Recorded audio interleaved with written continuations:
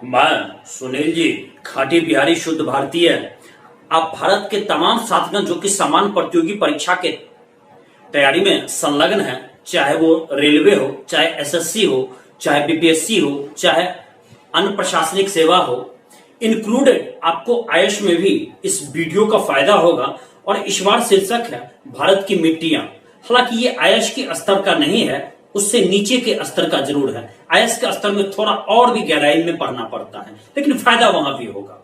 लेकिन इससे पहले मैं आपको कह देना चाह रहा हूं कि मैं जो आपको बताऊंगा, जो समझाऊंगा और जो पढ़ाता हूं, वो उसमें हास्य मजाक से भरपूर होगा और इसमें हास्य विनोद से परिपूर्ण होगा। और जिनको हास्य विनोद पसंद ना हो और हास्य विनोद के अंदाज में गंभीर से गंभीर विषय पढ़ना ना पसंद हो, कृपया आप इस वीडियो को ना सुने। आप यदि आपने हमारे वीडियो को लाइक न करें, आपने यदि हमारे चैनल को सब्सक्राइब कर दे तो अनसब्सक्राइब कर दे। और त्योहार के यदि गंभीर से गंभीर विषय हास्य विनोद के शैली में पढ़े का पसंद बा, त्योहार के इच्छा बा, तो त्योहार के सबसे अच्छा ही चैनल बा सुनील जी खाटी बिहारी यूट्यूब चैनल बा। सबसे पहले तू एकरा सब्सक्राइब करो, नया भारत तब आप वो के बाद वीडियो के सुनो, लाइक करो, अपन दोस्त यार के बताबो और 2 बार आप सुन लो। और यदि आपको एक भी प्रश्न छूट गया तो फिर आप मुझसे कहना। और भारत की मिट्टियां, इससे हर प्रतियोगी परीक्षा में जहां भी समान अध्ययन पूछे जाते हैं, 1 अथवा 2 प्रश्न आपको पूछेगा ही पूछेगा। तो चलिए बिना राग लपेट के मैं शुरुआत कर रहा हूं। इससे पहले मिट्टियां का क्या महत्व है ये मैं आपको बतला दे रहा हूं।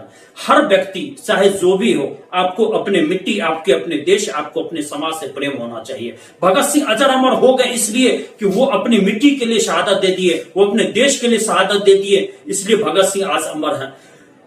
चाहे लाल बहादुर शास्त्री हो, चाहे खुदीराम बोस हो, चाहे आप ले लो सुभाष चंद्र बोस हो, चंद्रशेखर आजाद हो, सब अपने मिट्टी के लिए शहीद हो गए, आज अजर अमर हो गए। लेकिन त्योहार के काबा कि तू तो लड़का लड़की के चक्कर में, लड़की लड़का के चक्कर में पड़ा तारा, एक कारण तो हर जीवन नष्ट हो गई। त्योहार के नैखे कोई जानी और सब तोरा के ऊंचा काले फुआ मानी। ए में ध्यान रखस, अपन मिट्टी, अपन वतन, अपन समाज सबसे बड़ा। तो मिट्टी के बारे में अब हम लोग शुरुआत करते हैं कि मिट्टी का निर्माण ऐसा नहीं है जो 1 वर्ष में हो जाता है, 2 वर्ष में हो जाता है और 10 दिन में हो जाता है, 15 दिन में हो जाता है। मिट्टी का निर्माण के में हजारों वर्ष लग जाते हैं, लाखों वर्ष लग जाते हैं सिर्फ चंद इंच के मिट्टी को बनने में। और ये जैविक परिवर्तन के द्वारा बनती है। मिट्टी के निर्माण में जलवायु का महत्वपूर्ण स्थान है, ताप का महत्वपूर्ण स्थान है, शैल और चट्टान का महत्वपूर्ण स्थान है, क्योंकि वो भ्रंश होकर के ही मिट्टी के रूप में स्थापित होता है। इसके बाद स्थान है पवन का महत्वपूर्ण स्थान है, जलवायु का महत्वपूर्ण स्थान है, प्रकृति का भी महत्वपूर्ण स्थान है। और वहां पर पवन से लेकर के अन्य कई फैक्टर मिट्टी को बनाने में महत्वपूर्ण भूमिका निभाते हैं। तो कहां पर कैसी मिट्टी होगी ये इन सब बातों पर निर्भर करती है। वैसे मिट्टी के अध्ययन के लिए एक शास्त्री बना हुआ है और this is called as pedology. We say it as a कि study of the soil in which subject we are doing, this is called as pedology. Pedology में मिट्टी का अध्ययन किया जाता है। तो पहले का थोड़ा वस्तुनिष्ठ प्रश्न यह है कि आगे कि मिट्टी के अध्ययन शास्त्र को क्या कहते हैं? पेडोलॉजी कहते हैं। बिल्कुल सही। अब इसके बाद कि भारतीय कृषि अनुसंधान परिषद जो कि नई दिल्ली में स्थापित है, यह भी आपका एक प्रश्न होगा। नई दिल्ली में स्थापित है, इसने भारतीय मिट्टी को 8 भागों में बांटा है। कितना? 5, 3, 8 भाग। लेकिन अध्ययन के दृष्टिकोण से और आपके एग्जाम के दृष्टिकोण से और कृषि क्षेत्रीय के दृष्टिकोण से या क्षेत्रीय विस्तार के दृष्टिकोण से मात्र 4 मिट्टी महत्वपूर्ण है। कौन कौन? जलोढ़, दूसरा काली मिट्टी, तीसरा लाल मिट्टी और चौथा लैटेराइट मिट्टी। 2 मिट्टी और भी महत्वपूर्ण होती है, लेकिन उसका जैसे एक मरुस्थलीय मिट्टी भी हम लोग कहते हैं और एक पर्वतीय मिट्टी भी कहते हैं, लेकिन वो उससे उतना प्रश्न आपको नहीं पूछा जाता है। इन 4 मिट्टी से आपको जम करके प्रश्न आएगा और आप इस वीडियो को सुने, एक भी प्रश्न आपको छूटेगा भी नहीं। शुरुआत में करता हूं तो इसका जो भारत में विस्तार है वो सबसे ज्यादा जलोढ़ मिट्टी, इसके बाद लाल मिट्टी, इसके बाद काली मिट्टी और इसके बाद लेटेराइट मिट्टी। फिर से सुन ले, भारत में सबसे अधिक मिट्टी पाई जाती है जलोढ़ मिट्टी, दूसरे स्थान पर है लाल मिट्टी, तीसरे स्थान पर है काली मिट्टी और चौथे स्थान पर लेटेराइट मिट्टी। याद रखना, भारत में सबसे अधिक जो मिट्टी पाई जाती है वो जलोढ़ मिट्टी पाई जाती है। ये बराबर पूछा गया प्रश्न है। फिर यहां से हम लोग आगे बढ़ते हैं कि मिट्टी के जो अलग अलग प्रकार हैं, जो किन कारणों से बनता है, वो तो हमने आपको पहले बतला दिया।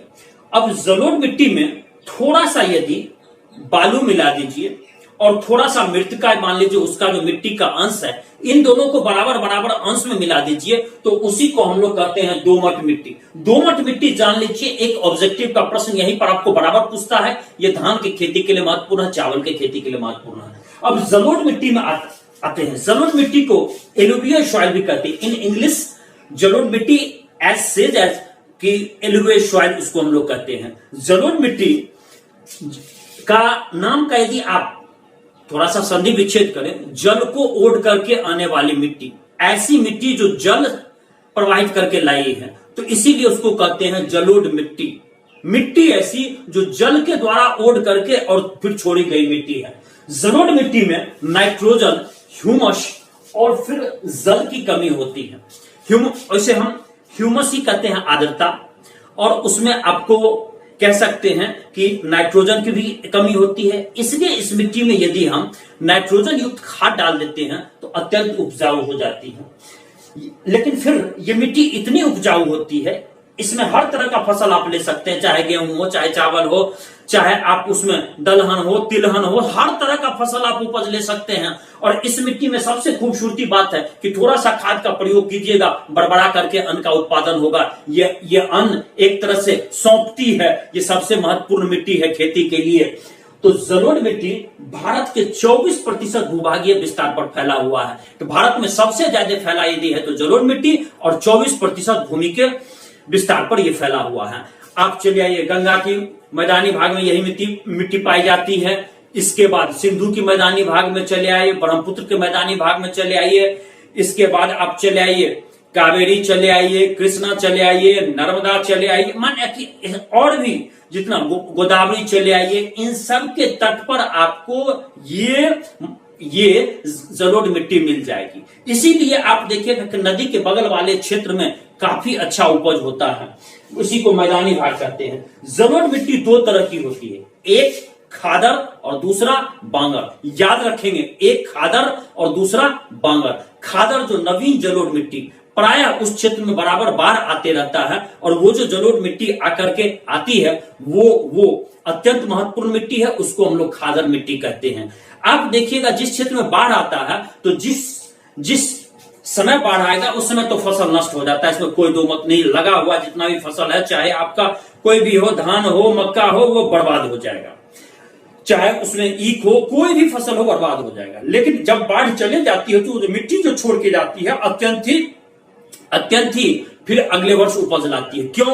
तो खादर मिट्टी आती है और वो मिट्टी अत्यंत उपजाऊ होती है, जम करके उपज देती है। बांगर मिट्टी 5 साल 7 साल पर आने वाली जो मिट्टी है, जो जल के द्वारा लाई जाती मिट्टी है, जहां पर बाढ़ रेगुलर नहीं आता है, प्रायः आपको बहा करके नहीं आता है, तो उस पुराने जलोढ़ मिट्टी को बांगर मिट्टी कहते हैं। बांगर मिट्टी में थोड़ा सा कंकड़ पत्थर का अंश ज्यादा होता है, जबकि खादर मिट्टी में मृतिका और जिसको कहते हैं मिट्टी एक डस्ट की तरह रहेगा, इसलिए खादर मिट्टी बहुत ज्यादा उपजाऊ, बांगर मिट्टी उससे कम उपजाऊ। लेकिन फिर भी एलुवियल सॉइल और जलोढ़ मिट्टी सबसे ज्यादा उपजाऊ मिट्टी होती है। अब भारत में 24% है, ये आप तैयार रखिएगा, बराबर आपको प्रश्न पूछेगा। अगली बार चलते हैं, तो अगला जो है वो है काली मिट्टी। काली मिट्टी आखिर ये काली होती क्यों है, और ये काली होती क्यों है? तो इसका जान लीजिए कि इसमें एक अंश पाया जाता है मैग्नीशियम टिटेनिफेरस, जिसके कारण इसका रंग काला पड़ता है। काली मिट्टी में और भी है कि ये महाराष्ट्र में बहुत ज्यादा पाया जाता है, महाराष्ट्र में, गुजरात में, इसके बाद आपको मध्य प्रदेश के पश्चिम भाग में, उड़ीसा के दक्षिण भाग में, कर्नाटक के उत्तर भाग में, फिर चले आइए आप तमिलनाडु के सलेम, रामनाथपुरम और कोयम्बटूर, तिरुनेलवेली जिला में, और राजस्थान में चले आइए तो बूंदी और टोंक जिला में। यहाँ पर काला मिट्टी का विस्तार है। लेकिन सबसे ज्यादा काली मिट्टी यदि पाई जाती है तो महाराष्ट्र में। यह भी आपका प्रश्न बराबर पूछेगा, आप तैयार हो जाइएगा। तो ये काली मिट्टी को कपासी मिट्टी भी कहते हैं। इसलिए कपासी मिट्टी कहते हैं, ये कपास के उत्पादन के लिए सबसे अच्छी मिट्टी होती है। कपास यहां जम करके उत्पादन होता है, महाराष्ट्र गुजरात में कपास जम करके उत्पादन होता है। अब यहां पर एक बात और आपको जानना महत्वपूर्ण है कि जब काली मिट्टी में जल पड़ती है तो वो आपको गीली हो जाती है और सूखने के बाद उसमें दरार चला आता है। काली मिट्टी जल को लंबे समय तक अवशोषित करके रखती है, इसलिए काली मिट्टी में पटवन की कम जरूरत होती है आपको, क्योंकि नमी ये लंबे समय तक ये अपने आप में धारण करती है। तो काली मिट्टी में ये खास गुण है। काली मिट्टी का एक अन्य नाम रेगूर मिट्टी भी है, ये कई बार पूछ चुका है। काली मिट्टी का एक अन्य नाम कपासी मिट्टी भी है, ये भी अनगिनत बार पूछा, आगे भी पूछेगा, नहीं पूछेगा तो मैं आपको मोच काट करके फेंक दूंगा, तैयार रहना भैया। अब इसके बाद आओ कि इसमें कार्बनिक अंश बहुत पाया जाता है, इसमें जैव पदार्थ बहुत पाया जाता है और कार्बनिक जीवांश भी बहुत पाया जाता है। काली मिट्टी में ये इसकी एक खूबसूरती है, ये एक अच्छाई है, ये इसका गुण भी है। तो काली मिट्टी, इसके बाद चले तो लाल मिट्टी के बारे में जाने। तो लाल मिट्टी जो है, इसमें लाल होने का कारण है आयरन ऑक्साइड की उपस्थिति। लाल मिट्टी में यह भी कहा जाता है कि इसमें एल्युमिनियम और फिर आयरन की मात्रा अधिक हो जाती है। एक बार आयश में पूछा था कि कौन सी ऐसी मिट्टी है जिसमें आयरन की अधिकता के कारण वो अनुपजाऊ होती है। ये 1993 में पूछा गया, आयश में पूछा गया प्रश्न है आयश के प्रीलिम्स एग्जामिनेशन में। तो उत्तर यही होगा कि लाल मिट्टी में। अब लाल मिट्टी में एक बात जानिए कि ये जब सूखती है तो ईंट जैसे टाइट हो जाती है और ये जब गीली होती है तो ये दही जैसे लिपलिपी हो जाती है। इसमें ये खास बातें हैं। अब यहां पर एक बात मैं आपको ले चलता हूं पीछे वाले में कि काली मिट्टी का निर्माण होता है कि बेसॉल्ट चट्टान की जैसे ज्वालामुखी का उद्भेदन हुआ और बेस में आने वाली सॉल्ट से बनने वाली जो मिट्टी होती है बेसॉल्ट चट्टान के ढहने, उसके बाद उसके समय के अंतराल पर वही आपको ढह हो करके बनती है काली मिट्टी। लेकिन लाल मिट्टी जो है ये आपको उसमें लोहा और एल्युमिनियम का हम कह सकते हैं कि ग्रंथि अधिक होती है। ग्रंथि मीन्स की जिसको हम कहते हैं ग्रंथ के रूप में, लट्ठा के रूप में ये रहता है, जो बहुत कम अंश में, लेकिन इसके कारण ये ग्रेनाइट और नाइस चट्टान के भी कारण कहते हैं कि इसमें अधिकता होती है। और ये कार्यांतरित ऐसा चट्टान जो कार्यांतरित होता है ताप और दाब के कारण, उसके कारण जलवायु परिवर्तन, कभी गर्मी, कभी ठंडा, कभी धूप, कभी बारिश, इन सब के कारण जो है ये लाल मिट्टी तैयार होती है। इसका सर्वाधिक विस्तार आंध्र प्रदेश और तमिलनाडु में। तो लाल मिट्टी का सर्वाधिक विस्तार आंध्र प्रदेश, तमिलनाडु में। काला मिट्टी का सर्वाधिक विस्तार महाराष्ट्र में। याद रखेंगे, पूछेगा नहीं पूछेगा तो हम दाहिना हाथ सुनी जी खाटी बिहारी आपको फेंक देगा, और ध्यान रखना भैया जरूर पूछेगा।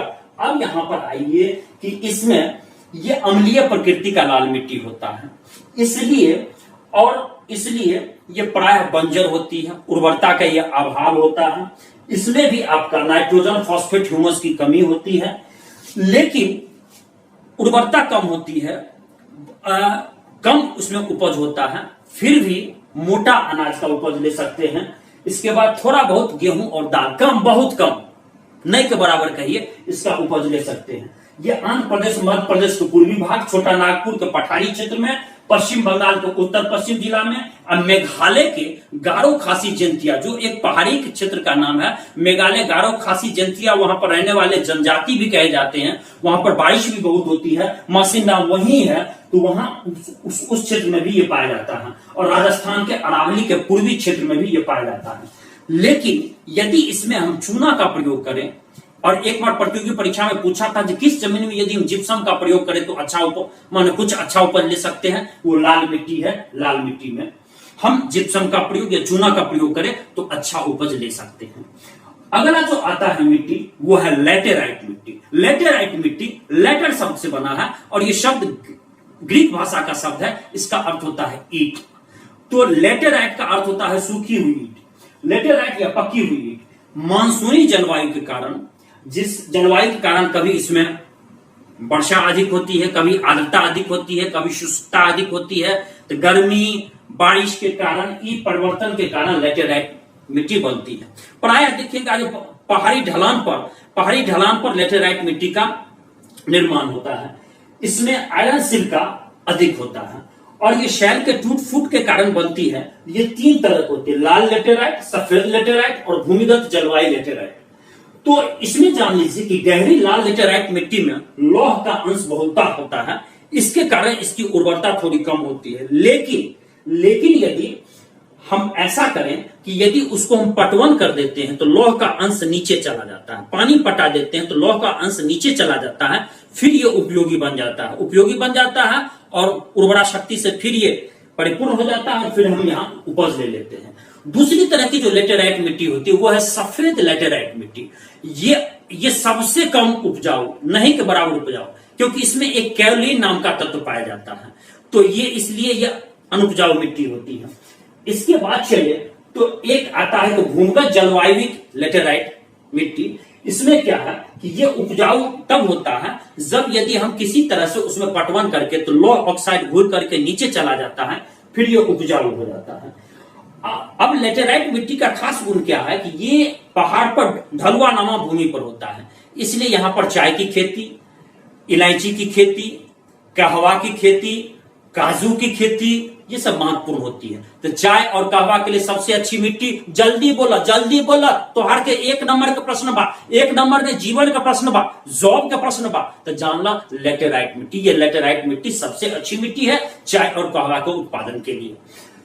इसके और फिर चाय और कहवा ये इसलिए पहाड़ी क्षेत्र में ही इसकी खेती की जाती है। चाय की खेती में खास बात जान लीजिए, नीचे उसको पानी चाहिए तो पानी उसको जड़ को स्पर्श करते हुए नीचे चला जाए, उसके ऊपर पानी ज्यादा ठहरे ना, पानी ज्यादा रुके नहीं, ये चला जाए और पानी पड़े भी और साथ में कुछ शुष्क मौसम होना चाहिए। इसीलिए इसके लिए सर्वोत्तम ये आपको लेटेराइट मिट्टी ये देती है और वहां का जलवायु वातावरण भी देता है। अब सामान्य जानकारी ये जान लीजिए कि ये इतनी जो भूमि हमको मिलती है भारत में, इतनी बड़ी मैदानी भाग है, भूमि का भाग है, उसमें 60% भूमि में अपर्दन होता है। अपर्दन माने कि कटाव, दैट मीन्स कि in English we say it as soil erosion. तो कैसे हम सॉइल इरोजन को रोके, कैसे मिट्टी के कटाव को रोके, तो इसके लिए वृक्षारोपण जितना कीजिएगा मिट्टी का कटाव कम होगा। वृक्ष उसके जड़ को पकड़ लेता है, पानी उस जड़ जो पकड़े हुए मिट्टी का अंश होता है उसको नहीं हटा पाता है, इसके कारण कटाव नहीं हो पाता है। फिर ये जाने कि वृक्षारोपण जितना अधिक से अधिक होगा आपके पर्यावरण संतुलन के लिए भी महत्वपूर्ण है, मिट्टी के कह सकते हैं कि मिट्टी सॉइल इरोजन के लिए बचाव के लिए महत्वपूर्ण है। पर्यावरण जितना इसमें वृक्षारोपण जितना अच्छा करेंगे तो पर्यावरण में उतनी शुद्धता आवेगी, उतना प्रदूषण से मुक्ति होगा। तो ये सारी विषय जो है आपको भारत के मिट्टियां के तहत इतने विषय को यदि आप 2 बार सुन ले तो मैं दावा करता हूं, सुन लीजिए खाटी बिहारी, कि आपका एक भी प्रश्न जनरल कंपटीशन में ना छूटेगा और मैं बहुत जल्दी आपको दूसरा वीडियो मिलूंगा। जय बिहार, जय भारत।